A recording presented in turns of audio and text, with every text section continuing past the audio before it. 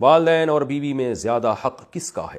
والدین کا جو حق ادا کیا جائے گا وہ یہ کہ ان کو تکلیف سے بچایا جائے. باقی ٹائم زیادہ کس کو دیا جاتا ہے؟ وہ بیوی کو دیا جاتا ہے، اس لیے کہ والدین کو آپ کے زیادہ ٹائم کی ضرورت نہیں ہوتی. تو اس لیے والدین کو اکثر لوگ اپنے والدین کو سفر میں اپنے ساتھ نہیں لے کے جاتے، گھومنے پھرنے جاتے ہیں تو بیوی کو لے کے جاتے ہیں. تو اس لیے کہ بیوی کے حقوق میں یہ چیز داخل ہے. قرآن میں بھی اللہ نے ارشاد فرمایا وصاحبتہ وبنیہ، قرآن میں اللہ نے بیوی کو صاحب کہا ہے. صاحبہ کا معنی ساتھ رہنے والی.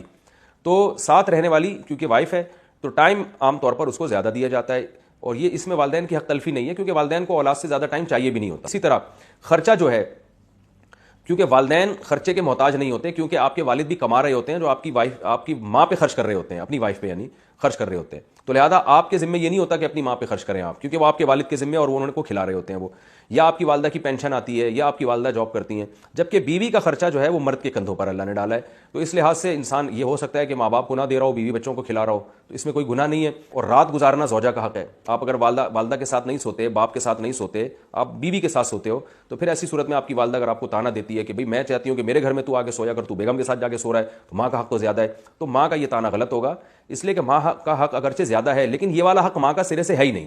والدین اگر مالدار ہیں تو آپ پر والدین کا خرچہ لازم نہیں ہے، لیکن بیوی کروڑ پتی بھی کیوں نہیں ہو پھر بھی شوہر کے ذمہ اس کا نان نفقہ ہے، کیونکہ وہ اپنا گھر چھوڑ کر آپ کے گھر میں باؤنڈ ہوئی ہے اسی بیس پر کہ اب نان نفقہ آپ نے اس کا اٹھانا ہے.